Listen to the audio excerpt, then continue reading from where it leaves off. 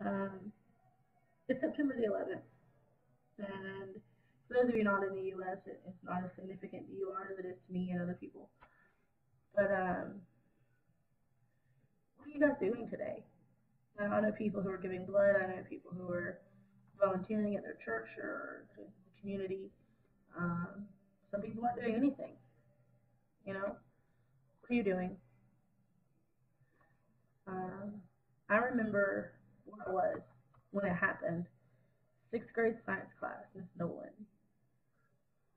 They didn't tell us what was going on, but you could tell something had happened. The teachers were quiet and doing that small, big, brave, but looked like you're about to fall apart all at the same time because they didn't want to scare the sixth graders. I mean, we were so young and little, 11 years old. Um, and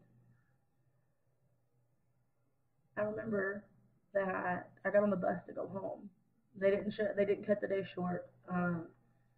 They just let the whole day go. And you heard the eighth graders talking about this big thing that had happened in New York.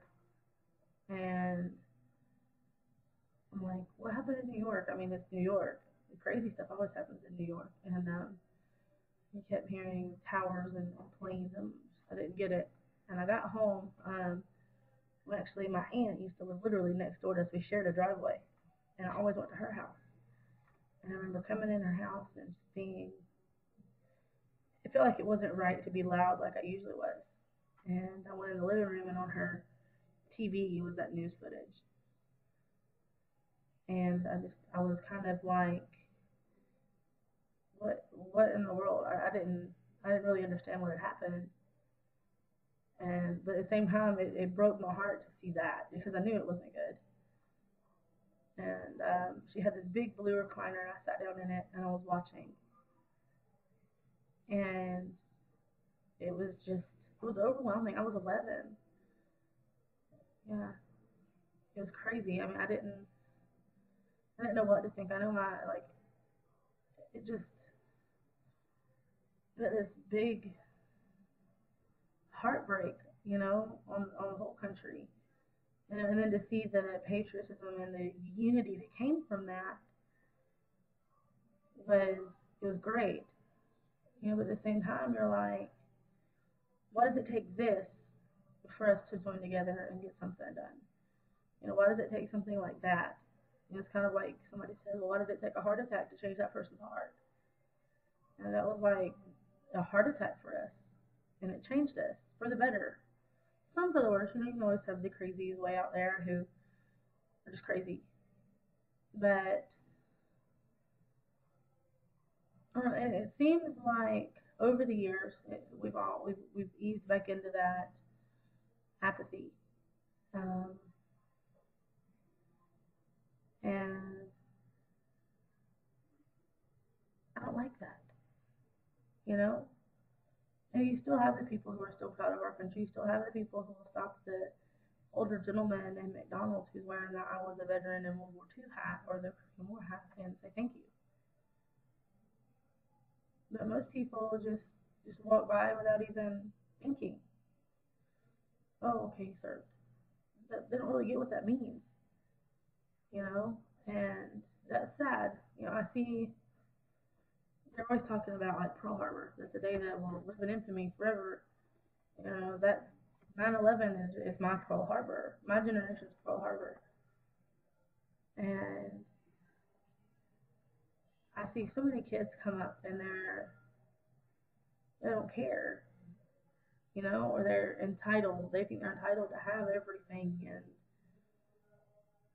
so they'll burn a flag to throw a temper tantrum and not realize what they're doing or not care what they're doing. And it's heartbreaking all over again to see my generation, kids my age, acting like that. I don't get it. Yeah, you may not agree with war. You may think it's wrong. You may want world peace. That would be great. War is horrible. But to disrespect people who are willing to die so that you can dislike war, so that you can stand up and say, I don't like war, and I think we should have war peace, and I think this is a waste of our money. They died for your right to do that. Isn't a little bit of respect or thank you deserved? I don't know. Maybe I'm too patriotic for my own good, I guess. Anyway, um, last couple of days I've been feeling really kind of lonely. Um, I don't do well at meeting new people. It takes a lot. I'm gonna take my glasses off because they're like way glary. But I don't do well meeting new people. I'm very, very introverted. You know, like that's just me. And I've met a couple of people out at church, and they're nice, and but really nothing that's gonna be on like Wednesday night, or I mean, if you need anything, if you ever break down, or if you need something heavy moved, quote unquote, because he's a guy, and just give us a call. I know some guys who can do stuff. They're great people, and I love them to death. But really nobody on my level, I guess. Generally, I don't like people my own age. They get on my nerves. They just do. Because I'm an old soul, I've been told. But I've just been feeling kind of lonely. I miss Aaron, my brother. Um, I miss him a lot. Um, I was able to talk to a friend of mine on the phone for a while yesterday about her wedding in January, and I'm 20. I'll be 23 at the end of this month, and it's not something that was instilled in me because I'm from the South or an expectation that was put on me. It's something I put on myself. I'm 23 and I'm going to be single with no kids, and I'm a CNA. And I don't know. I guess I want everything now. I want to be married. I want the white picket fence. I want kids, and I don't have that right now, and it sucks. But just gotta deal with it, I guess. I mean, I know I'll meet somebody when the time's right to meet somebody, and all that other good crap you're supposed to believe. And I believe it. It's just some days it sucks more than others. It just does. Um, I've been kind of feeling that way the last couple of days.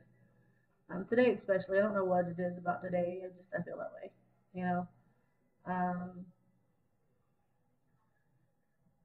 I'm really excited to start work. I got my fingerprints in yesterday. I told you guys about that, and no, I'm ready to start work. I'm ready to do something.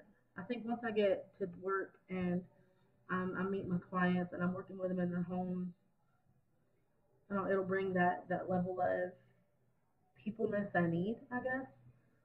Um, but I don't know. We'll see. Uh, I don't have a whole lot going on. Tomorrow, we're going grocery shopping and taking Avon orders. Wednesdays are Avon days, I guess. But that's about it. It's really pretty here. Like, we had this really, really crazy, freaky storm come through a few days ago. Like, it was whoa. Oh, sorry, my Spotify decided it wanted to minimize my webcam video. It scared me. It's like, oh no, I just recorded 4 minutes worth of stuff and it exited off. But we're good. We're still recording. But yeah. I don't know. I want to meet people here, but I don't know how. I don't do the bar thing. I don't drink often. I mean, in the 23 years I've been alive, I've drank 3 times. And it was with people I knew and trusted. Well, all but one time. So I don't drink. I don't party. I'm happy to stay at home with a book, but you can't meet people at home with books. You meet fictional people in books, but you don't make real relationships with people in books. It's such a struggle I have, and I'm not sure how to overcome it. And to be honest, I'm not sure if I'm really ready to overcome it. If that makes sense. Like I heard a phrase: "You won't change until the pain of staying the same is greater than the pain of change." And I'm not sure the pain of being alone has gotten so much that I'm willing to just go out and meet people. I don't have a safety blanket with me. I don't have one of my friends with me who I can be a dork with, who I can be me with, to just kind of temper the whole situation.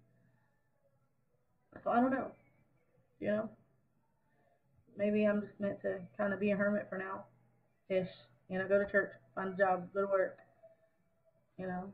And I'll meet people when I'm ready to meet people, when I'm really ready to meet people. I don't know. I look weird without my glasses. I have this